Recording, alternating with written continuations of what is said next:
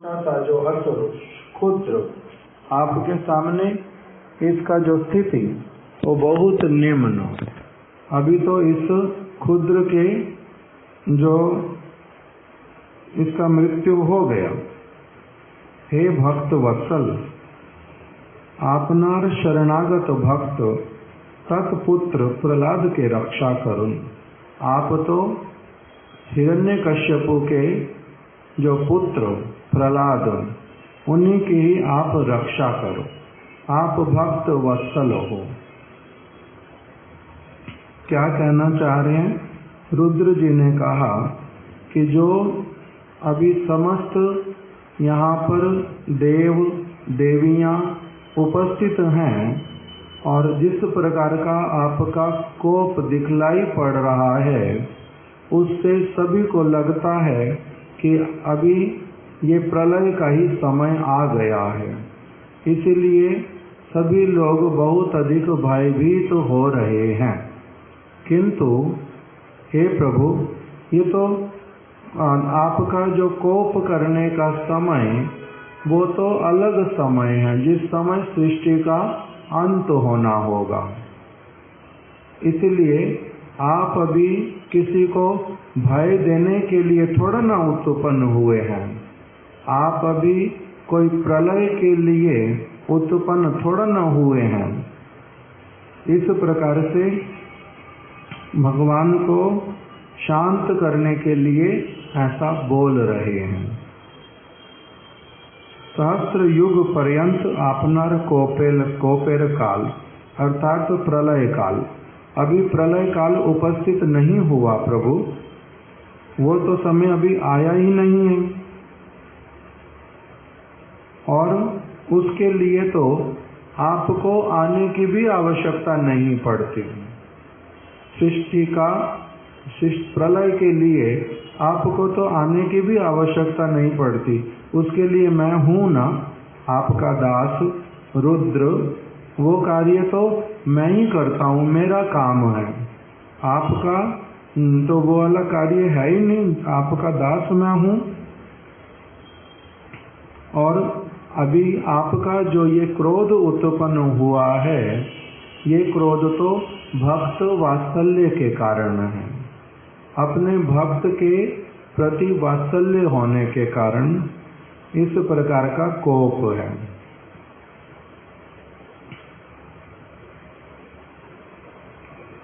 यहाँ यदि बोलन ताते बोलितेशन अल्पका,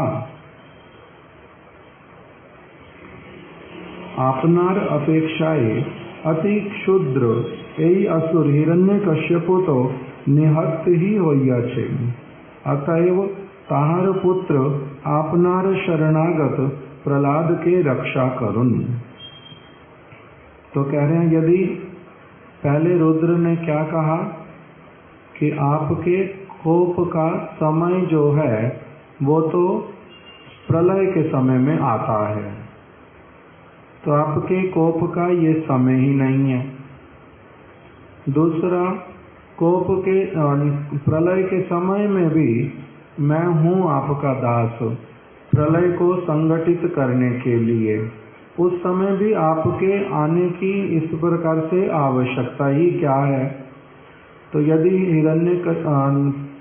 नरसिंह भगवान यदि पूछें तो क्या फिर मेरा अपने भक्त के वात्सल्य के कारण ऐसे आविर्भूत होना हुआ है, तब क्या कह रहे हैं? भक्त उनकी रक्षा करने के लिए अल्पका। इसी के लिए कह रहे हैं कि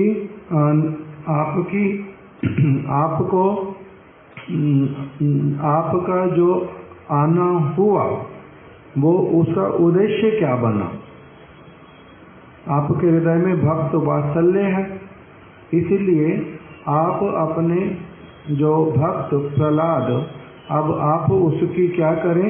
आपका जो शरणागत है उसकी रक्षा करें। रक्षा करें अर्थात हिरण्यकश्यपु तो मारा गया है, अब रक्षा क्या करनी?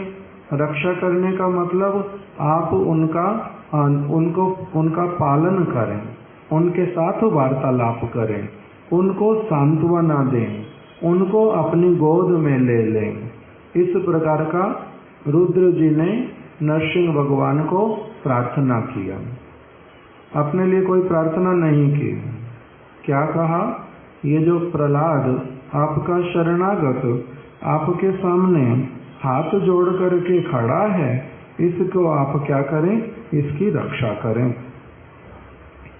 श्री इंद्र उवाचा प्रत्यानीता परम भवता त्रायता न स्वभागा दैत्या आक्रांतम हृदय कमलम तद गृहम प्रत्यवोधि कालग्रस्तम कियद कियद दीमहो नाथ सुशूर्षताम ते मुक्तिस्तेषाम नहीं बहुमता नारसिंगा परई किम।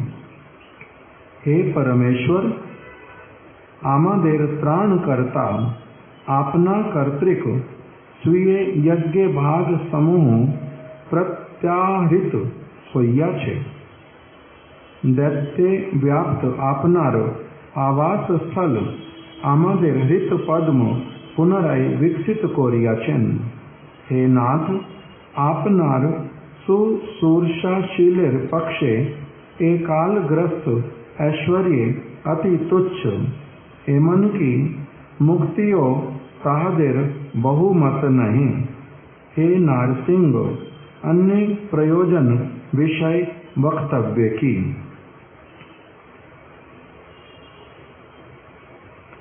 अभी इंद्र जी कह रहे हैं कि हे नरसिंह भगवान, हम लोग बहुत दिनों से, ये तो दिन पर्यंत हम बहुत दिनों से आपके श्री चरण कमलों का स्मरण करने से विमुख थे। किस लिए विमुख हो गए थे?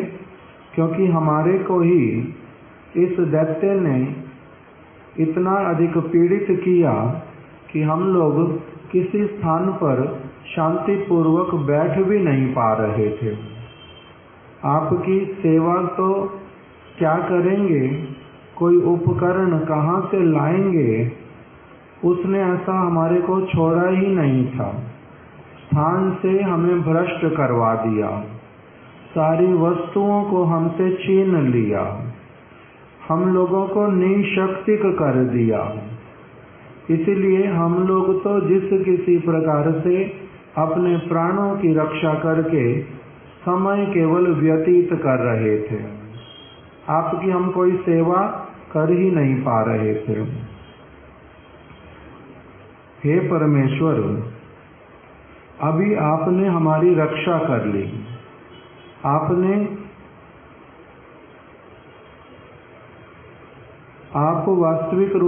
वास्तविक रूप में इसका वध करके क्या किया है कि आपकी सेवा के लिए ही जो सारी वस्तुएं चाहिए थी, वही सारी वस्तुएं आपने इनसे अभी छीन करके हम लोगों को प्रदान कर दी हैं। इसका वध होने के साथ ही साथ में क्या हुआ?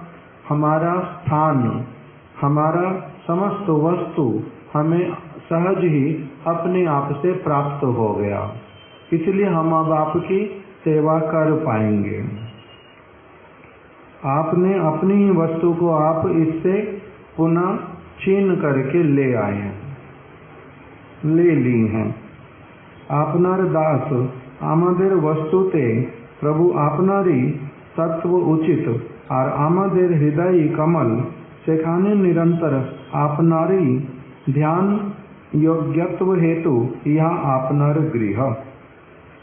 कह रहे हैं कि हम लोग आपनार दास आमादेर वस्तु थे। वास्तविक रूप में हम आपके दास हैं और हमारी जो भी वस्तुएं हैं वो आपके लिए ही तो हैं।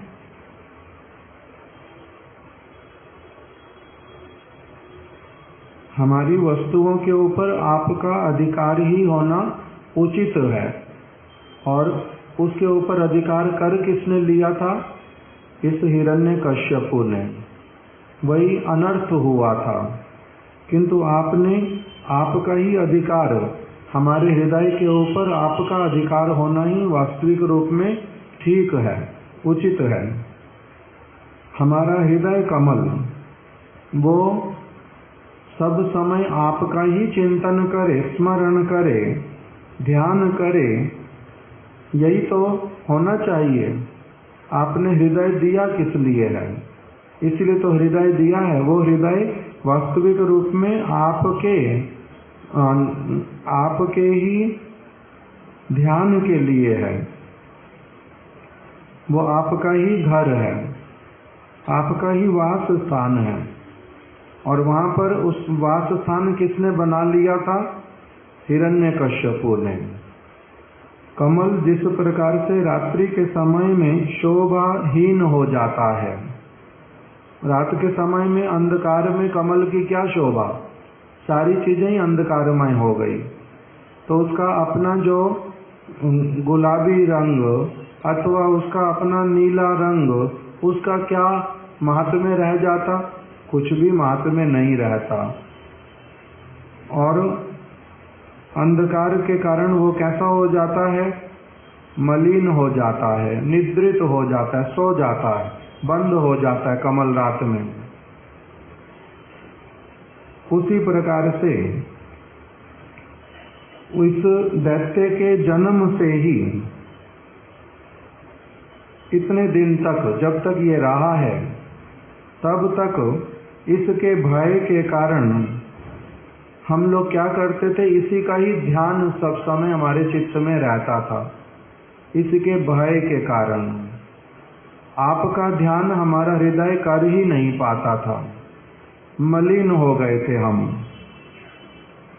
हम इस दैत्य के द्वारा ही आक्रांत थे जब से इसका जन्म हुआ।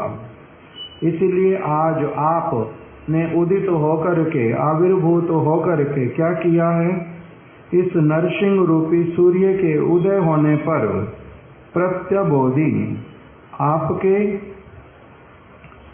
शरण के स्पर्श से हमारा हृदय जो है आज वो खिल उठा है, मलिनता चली गई है, उसकी शोभा जो है उसका विस्तार हुआ है।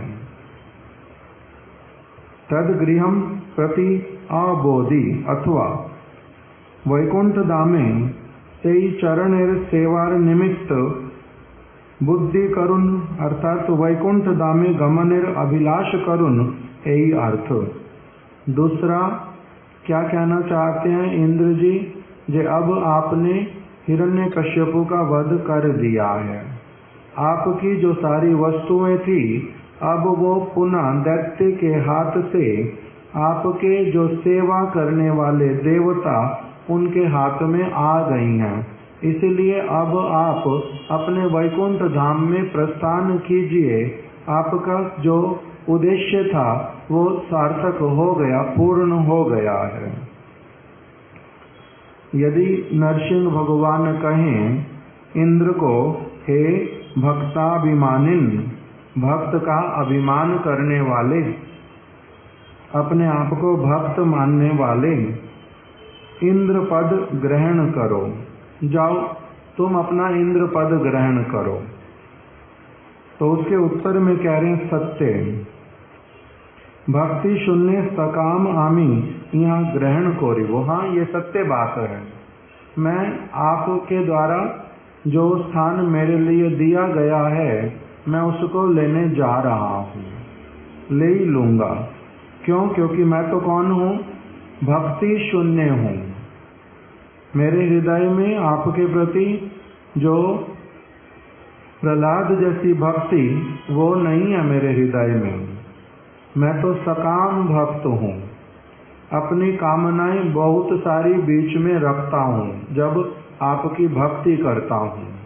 तो इसीलिए मैं तो वो स्वर्ग लूंगा ही लूंगा। यदि नहीं लूंगा तब फिर आपकी सेवा कैसे कर पाऊंगा?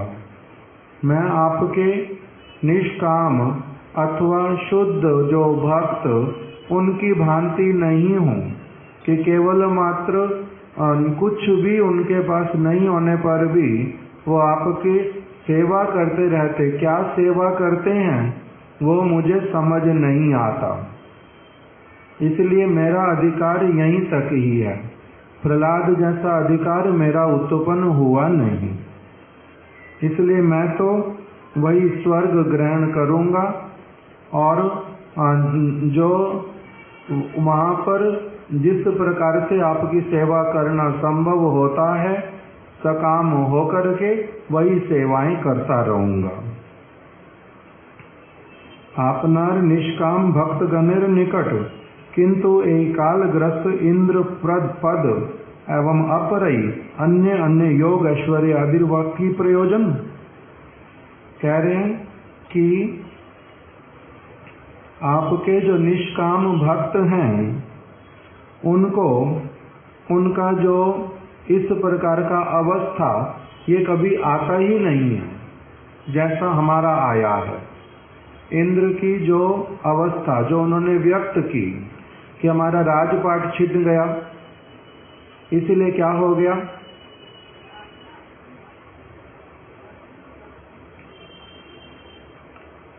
हमारा राजपाट छूटने से हम अब आपकी सेवा करने के समर्थ ही रहे नहीं। किंतु प्रहलाद इत्यादि भक्त आपके ऐसे वाले नहीं हैं। उनके पास भी क्या था, हिरण्यकश्यपु ने यदि इंद्र का सब कुछ ले लिया था तो प्रहलाद का क्या लिया था, क्या दिया था प्रहलाद को, जिसके द्वारा प्रहलाद सेवा कर पाते। किंतु तब भी प्रहलाद सेवा कर रहे थे या नहीं कर रहे थे, प्रहलाद सेवा करी जा रहे। क्या सेवा कर रहे हैं, जिस प्रकार की सेवा की आवश्यकता भगवान को है वही वाली सेवा करते हैं। भगवान ने क्या कहा, मेरे पास द्रव्यों का अभाव है, मेरे लिए द्रव्य लेके आओ। मेरे को स्वर्ग में बहुत सुंदर सिंहासन बना करके नहीं रखोगे तब मैं तुम्हारी सेवा कैसे ग्रहण करूंगा। भगवान ने ऐसा कभी कहा है। भीलनी के पास में किस रूप में बैठे थे, ब्रज में किस प्रकार से कौन से सिंहासनों के ऊपर बैठते थे। अलग अलग प्रकार की भावनाएं यहाँ पर व्यक्त कर रहे हैं कि जैसी आप चाहते हैं सेवाएं, वैसी सेवाएं तो आपके शुद्ध भक्त कर सकते हैं। हम लोग उस प्रकार की सेवा को सेवा ही मान नहीं पाते। हमारा इस प्रकार का स्थिति है। अर्थात इंद्र भी प्रहलाद जी का ही प्रशंसा कर रहे हैं और अपने आप को निम्न ही कह रहे हैं नरसिंह भगवान के समक्ष कि हम लोग सकाम हैं, हम लोग निष्काम बने नहीं, हम लोग भय से युक्त हैं, प्रहलाद जैसे नहीं है। हिरण्यकश्यपु के सामने जितनी बार भी खड़ा होता है ये निर्भय, हम किंतु कांप उठते हैं। ये किंतु भयभीत तो होता ही नहीं है। क्या अंतर है फिर प्रहलाद में और इंद्र में। इंद्र ने अपनी आप से बता दिया कि हम लोग क्या हैं, अन्याभिलाषी, और प्रहलाद कैसा है, अन्य अभिलाषिता शून्यम। उनमें कोई भगवान की सेवा को छोड़ करके अन्य अभिलाषा नहीं है, इसलिए वो निर्भय। और हम कैसे हैं, भय युक्त, भयभीत। किस लिए, क्योंकि हम कैसे वाले हैं, भयम द्वितीया अभिनिवेशात। हमारा निवेश भगवान के अतिरिक्त और भी बहुत सारी वस्तुओं में रहता है, इसलिए हम निर्भय नहीं हो पाते। इस प्रकार से अपनी स्थिति को भी बतलाया। अगर हिरण्यकश्यपु से सारा कुछ भगवान ने लौटा करके ले भी लिया, उसके द्वारा प्रहलाद जी को क्या चाहिए, तब भी कुछ भी नहीं चाहिए। उसके पास था तब भी उनको उससे कोई लेना देना नहीं है, और अगर उसके पास अब नहीं है, भगवान ने सब कुछ ले लिया, तब भी भगवान मेरे को कुछ दे दें और मैं उनकी सेवा करूं, ये वाला भावना तब भी नहीं है। यही बात इंद्र कह रहे हैं कि हे प्रभु, हम तो आपके वैसे वाले दास नहीं हैं, हम सकाम भक्त हैं। इसलिए अभी इंद्र का जो पद वो स्थान हमारा खाली हो गया है। पहले हिरण्यकश्यपु ने अपने लोगों को वहां पर बिठा दिया था, अब तो आपने ये सब जीत लिया इसका वध करके, तो अब हम अपने स्थान पर पहुंचे। हाँ हाँ पहुंचो, तुम ही जाओ वहां पर, अब तुम्हारा अधिकार। तो इतना लेकर के इंद्र ने कहा हाँ मैं तो वहीं पर ही चला जाऊंगा। इस प्रकार का नरसिंह भगवान का बतलाया कि आपके जो भक्त उनका महात्म्य अलग, हमारा जो अभिलाषा वो अलग प्रकार का, किंतु तब भी कुछ न कुछ आपकी कृपा हमारे प्रति भी है। इसलिए अब आपने क्या किया, सूर्य की भांति उदित होकर के अंधकार रूपी हिरण्यकश्यपु को वध कर दिया, और हमारा हृदय जो बहुत समय से दुखी था, मलिन था, उसको आपने प्रसन्न कर दिया है। इस प्रकार से इंद्र ने भगवान के समक्ष अपने हृदय की बात रखी। श्री ऋषया ऊचु,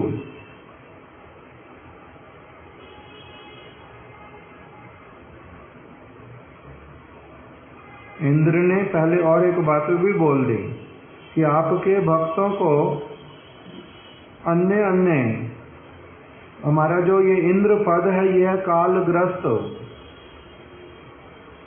इंद्र पद, कालग्रस्त, और भक्त पद जो है वो कैसे वाला है, उसका काल ग्रास नहीं कर सकता।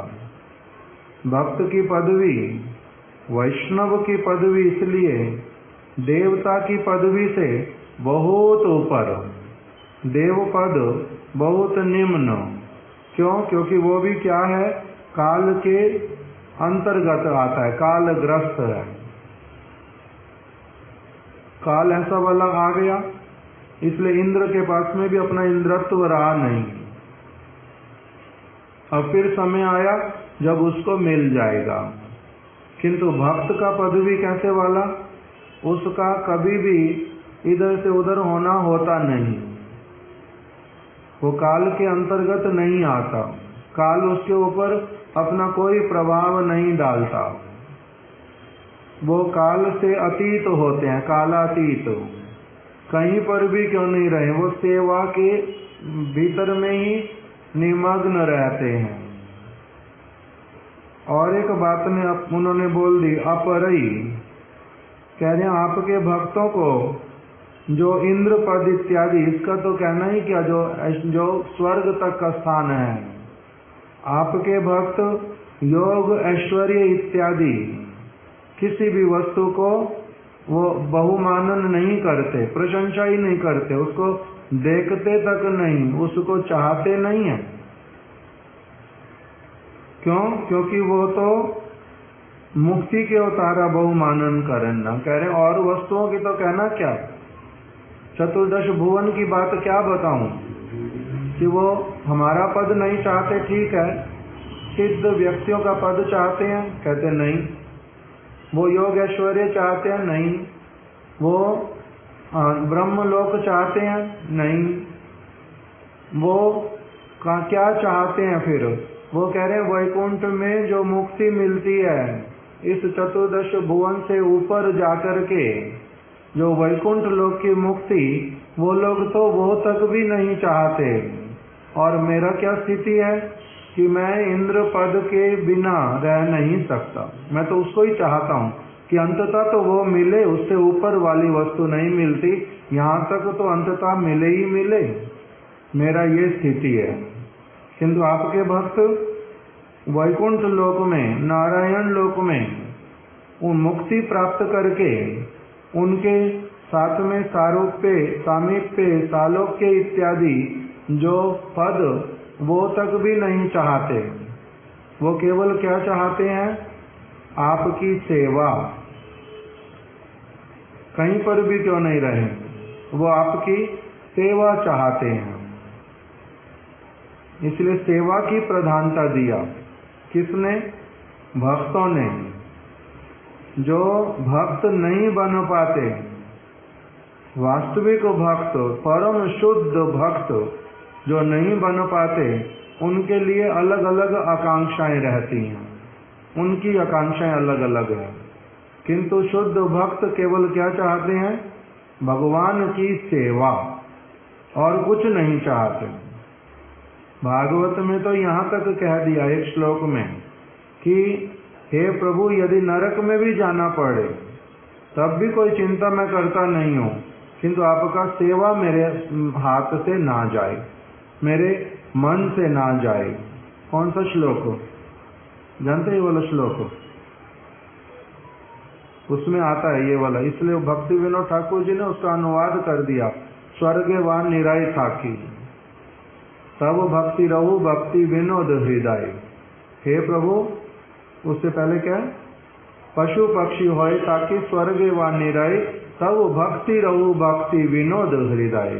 मैं पशु बनूं, पक्षी बनूं, मैं कीट बनूं, पतंग बनूं, मैं मनुष्य बनूं, मैं देवता बनूं, मैं स्वर्ग में रहूं अथवा नरक में रहूं, इसके लिए मेरा कुछ भी वक्तव्य नहीं है, कुछ कहने की बात ही नहीं इसके लिए तो। किंतु जहां कहीं पर भी रहूं तब भक्ति रहूं भक्ति विनोद हृदय। मेरे हृदय में आपकी भक्ति हो, भक्ति सब समय रहे, यही मेरा एकमात्र वांछित वस्तु, कामनीय वस्तु है। कहाँ कहा जो मेरे को वैकुंठ में वास दे दो, कहाँ कहा मेरे को स्वर्ग का पद दे दो, कहाँ कहा जो मेरे को कंफर्टेबल जीवन दे दो, मनुष्य जीवन ही दे दो अंततः, वो भी कहा नहीं। पशु पक्षी बना दो, कोई बात नहीं, किस स्थान पर बनाओ उसके लिए, किस योनि में, वो सारा छोड़ दिया विचार, और किस स्थान पर बनाओ इसका विचार भी छोड़ दिया। किसको प्रधानता दिया? प्रधानता किस बात को दिया? सेवा को प्रधानता दी है। तो इसीलिए कह रहे हैं कि आपके जो भक्त वो क्या चाहते हैं? वैकुंठ वास तक की भी कामना करते नहीं, वो तो केवल मात्र आपकी सेवा चाहते हैं, मुक्ति की कामना वो नहीं करते।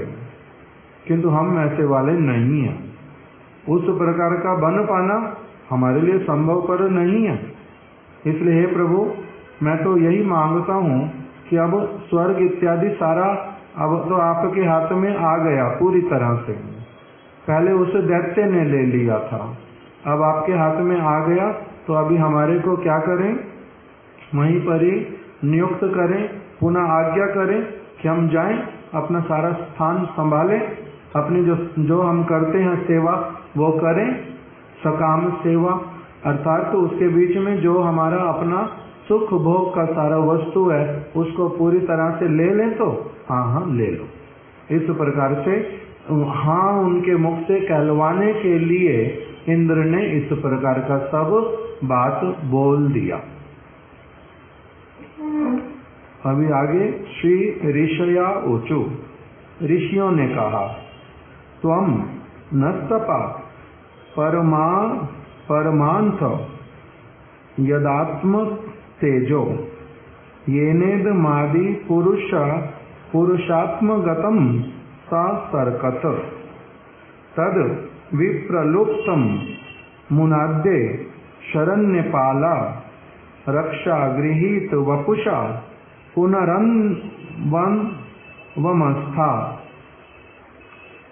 ऋषियों ने कहा, श्री ऋषिगण कहिलेन, ऋषियों ने कहा, हे आश्रित पालक आदि पुरुष, आप कौन हैं? अपने आश्रित जनों का पालन करने वाले हैं। जो जितनी मात्रा में आश्रय लेता है आप उसका उस प्रकार का उसी भावना वाला आप उनका पालन करते हैं। आदि पुरुष, आप आदि पुरुष हैं। आपनी आमादिके आपनार प्रभाव स्वरूप जे परम तपस्यार विषय उपदेश दिया छिलन, जद द्वारा आपनी आपना ते लीन ए विश्व सृष्टि करन, से तपस्या ए दैत्य कर्तृक लोक प्राप्त होया छिलो। रक्षणार्थ गृहीत ए शरीर द्वारा पुनर्बार आमादिके तारी वधे अनुज्ञा कोरिलन, आपना के प्रणाम करे। इन्होंने भी लगभग इंद्र जैसा ही प्रार्थना कर दिया। क्या प्रार्थना किया? इतने दिन तक हम लोग कोई तपस्या इत्यादि कर नहीं पाए। किस लिए? क्योंकि इन्होंने क्या किया, हिरण्यकश्यपु ने हमारी तपस्या में भंग डाल दिया था। कोई तपस्या करने दे नहीं रहा था। तपस्या भी एक प्रकार का क्या है? तपस्या को क्या कहते हैं? भोग। ये भी एक प्रकार का भोग है। इंद्र का पद, उस पर बैठना, अपने अनुसार बहुत सारी चीजें करना, वो भी एक प्रकार का भोग। ये भी क्या है? तपस्या करना, ये भी एक प्रकार का भोग। इसके द्वारा भी एक व्यक्ति को आत्म सुख की प्राप्ति होती है। और इसके द्वारा चाहता भी क्या है? भविष्य में बहुत सारे जो भोग की वस्तुएं, उसको स्वीकार करने में मैं समर्थ हो पाऊं, इसलिए तपस्या करते हैं। परम गुरुदेव उदाहरण देते हैं एक, कि एक व्यक्ति बहुत दिनों तक खाता रहता है, जो अच्छा लगता है सब खाता रहता है, तो उसका शरीर जो है उसको साथ नहीं देता, परेशान करता है। तो इसलिए वो फिर जब वैद्य के पास में जाता है तो वैद्य उसको बोलता है, ये कहता है कि मेरा अब उतना ज़्यादा खा नहीं पाता जैसे पहले खाता था, अब मेरे को उतना अधिक पचता नहीं है जैसे पहले पचता था, तो किंतु खाने की इच्छा बड़ी करती है, मान भी मेरे पास बहुत सारा होता है किंतु मैं खा नहीं पाता हूँ, बताओ तो क्या करूँ?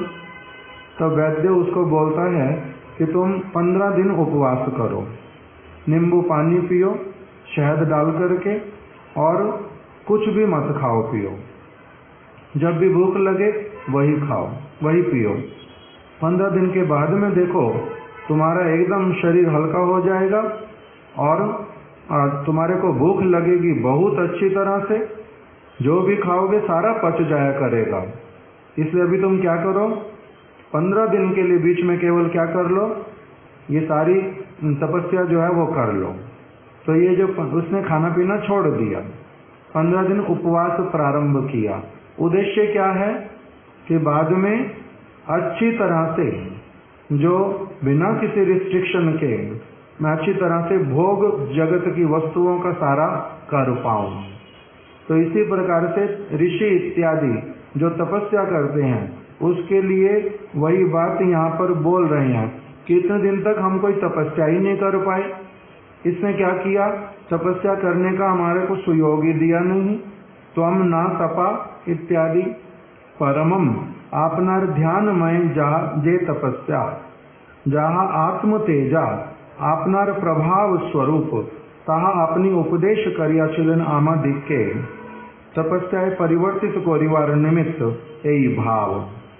तपस्या कह रहे आपने हमें क्या किया था, उसमें प्रवृत्त किया था।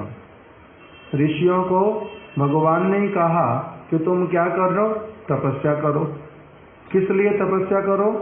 कि देखो मेरा जो तेज है, मैं स्वयं और मेरे द्वारा जो उत्पन्न तुम्हारी जो आत्मा, उसमें कितना तेज है।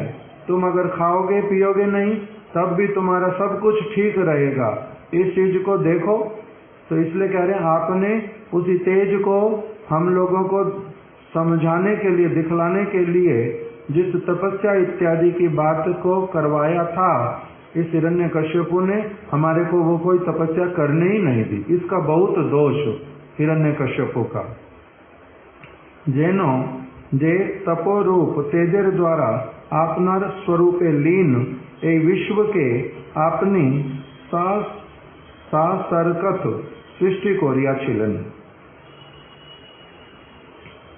आपके स्वरूप में ही विश्व जो है पूरी तरह से था और उसी को ही आपने अपने तेज के द्वारा प्रकाशित किया था।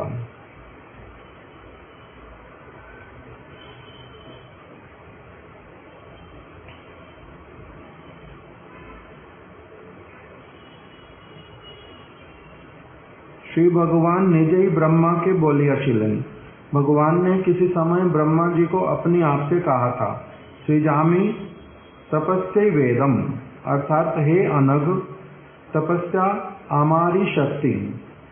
तपस्या भी करने में जब एक व्यक्ति लिप्त होता है, किसके बल से कर पाता है? वो भी भगवान के बल से ही कर पाता है। और जिस समय तहा अमर हृदय एवं आमी स्वयं तपस्यार स्वरूप, मैं ही तपस्या का स्वरूप हूँ, भगवान कह रहे हैं। और तहा अमर हृदय, वो तपस्या भी मेरा ही हृदय है। आमी तपस्या द्वारा ही एक जगतेर सृजन करी, मैं तपस्या के द्वारा इस जगत की सृष्टि करता हूँ। तपस्या द्वारा ही इस विश्व का पालन करता हूँ। तपस्या द्वारा ही इस सब वस्तुओं का संहार करता हूँ। अतएव दुष्चर तपस्या ही हमारी शक्ति, ये तपस्या ही मेरी क्या है? शक्ति है। सेई तपस्या यही दैत्यर द्वारा राहु कर्तृक स्तर तेजेर न्याय विलुप्त प्राप्त होया छिलो।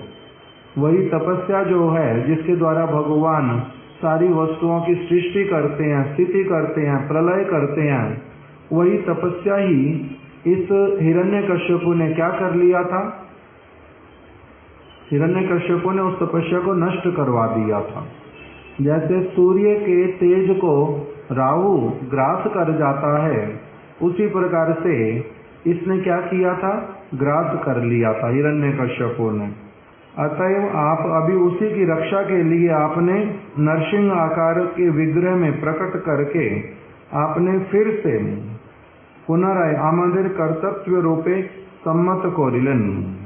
आपने ऐसा लगता है कि आपने आविर्भूत होके हिरण्यकश्यपु का वध करके हम लोगों को अनुमति ही प्रदान कर दी है कि हे ऋषियों, तुम लोग भी जाओ और अब क्या करो? अपनी जा करके फिर से तपस्या करो।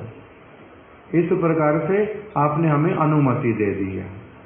अब यहाँ पर दो प्रकार से विषय निरंतर समझते हुए चलना है। एक तो ये लोग कर तो रहे हैं भगवान की स्तुति, किंतु भगवान की स्तुति करते हुए भी मुख्य रूप में बीच में किसकी स्तुति कर रहे हैं? किस वस्तु की कामना कर रहे हैं? अपनी ही वस्तु के लिए कामना कर रहे हैं। कह रहे हैं कि ओ हमारे तो मन में खेद है। क्या खेद? कि ये हिरण्यकश्यपु के आने से हमारा जो क्रिया हम करते थे वो वाली हम कर नहीं पा रहे, जो हमारे स्थान वो इसने छीन लिए थे। तो इनके मन में क्या है? ये खेद है। और अभी क्या है? हिरण्यकश्यपु के मरने से भगवान का सारा कुछ फिर से हो गया, तो हे भगवान, आप फिर से हमारे को अपना वही अधिकार दो जैसे हम करते थे सारा का सारा। तो इनके मन में अपने लिए कामना है। और जो भागवत का श्लोक बोल रहा है कि यस्याम वैश्रूयमाणायाम कृष्णे परम पुरुषे भक्तिर उत्पद्यते पुंसा शोक मोह भयापहा, ये इनका हुआ नहीं है। इन्होंने भागवत नहीं सुनी कभी, इन्होंने भक्त का संग नहीं किया कभी, इसलिए इनका क्या होता है? अभी जो वस्तु इनके हाथ में थी हिरण्यकश्यपु ने ले ली थी, छूट गई इनके हृदय में, इसलिए इनका क्या था? शोक। इनका शोक रहता है, किंतु भक्त का शोक रहता ही नहीं है। इसलिए इन्होंने अपने शोक को व्यक्त किया कि हिरण्यकश्यपु के आने से हमारा जो तपस्या करने का स्थान, हमारी तपस्या करने वाली जो सारी भावना, वो सारी इसके द्वारा छीन ली गई थी। जो वस्तु हमारे से कोई छीन लेता है वो वस्तु अनित्य, नित्य वस्तु कोई हमारे से छीन नहीं सकता, अनित्य वस्तु छीन सकता है। इस नित्य वस्तु के लिए क्या कह दिया? हम लोग एक कीर्तन करते हैं, साधारण सा ही कीर्तन, लगता है साधारण सा, किंतु उसका अर्थ बड़ा विशेष। क्या आता है कि वस्तु अमोलक दी मारे सदगुरु करुणा कर अपनायो। मेरे गुरु पाद पद्म ने मेरे को अमूल्य वस्तु प्रदान की है। वो कैसी अमूल्य वस्तु है? उसके लिए कह दिया कि खर्चे न खर्चे, खर्च करने पर भी वो समाप्त नहीं होती, बढ़ती जाती है। और चोर न लेवई, उसको चोर जो है वो चोरी करके ले नहीं सकता। हिरण्यकश्यपु चोर बना, उसने चोरी कर ली, इंद्र की चीज उसने छीन ली, ऋषियों की चीज को छीन लिया। किंतु जो भगवान की वस्तु, नित्य वस्तु, जिसका पर जगत के साथ संबंध, हिरण्यकश्यपु का वहां तक अप्रोच ही नहीं है। कहां तक की वस्तुएं लिया उसने? इस जगत वाली वस्तुओं को लिया था, उससे ऊपर तो वो जा ही नहीं सकता। वैकुंठ में कुंठित व्यक्ति कैसे जाएगा? असुर कैसे जाएगा? असुरों का स्थान कहां तक? इस ब्रह्मांड के अंतर्गत, उससे आगे वो जा नहीं सकते, वहां पर उनका अप्रोच नहीं है। तो इसीलिए जो इनका ऋषियों का ये क्या दिखलाई दे रहा है? शोक। इनका शोक गया नहीं, फिर मोह भी दिखाई दे रहा है। क्या बोलते हैं साथ साथ में कि अब तो ये आपके हाथ में आ गया ना प्रभु, इसलिए अब साथ साथ में हमें जो सेवा हम पहले करते थे वही हमारे को दे दो। साथ साथ आसक्ति कब तक रहती है एक व्यक्ति के हृदय में? नहीं मिल रहा था, छिन गया, है ही नहीं कुछ भी, इधर उधर भटक रहा है, इसका मतलब आसक्ति नहीं है। ये बात थोड़ा ना होती है। आसक्ति हृदय में है। जैसे ही अपॉर्चुनिटी मिलेगी पूरी तरह से उसको फिर से क्या करेगा? ले लेगा, अवेल करेगा। इसी से क्या पता चलता है इनकी प्रार्थना से ही कि ये भक्त वाला स्तुति नहीं है। इसलिए जब प्रहलाद जी स्तुति करने लगेंगे उसमें और इसमें जो अंतर पता चलेगा, उसी के लिए यहाँ पर इनकी सबकी स्तुति बतलाई गई है कि ये सारे लोग क्या स्तुति कर रहे हैं। देखो ऋषियों ने क्या कहा और उससे पहले इंद्र ने क्या कहा, रुद्र जी ने भी क्या कहा कि प्रलय करने के लिए मैं हूं, चिंता का बात नहीं, आपको उसके लिए आविर्भूत होना ही नहीं, वो तो मैं हूं, ये वो समय नहीं आया। ये सारे देवता लोग भयभीत हो रहे कि प्रलय का समय आ गया, किंतु प्रलय का समय नहीं आया, वो तो मैं ही करूंगा। तो उस प्रकार का बतलाया।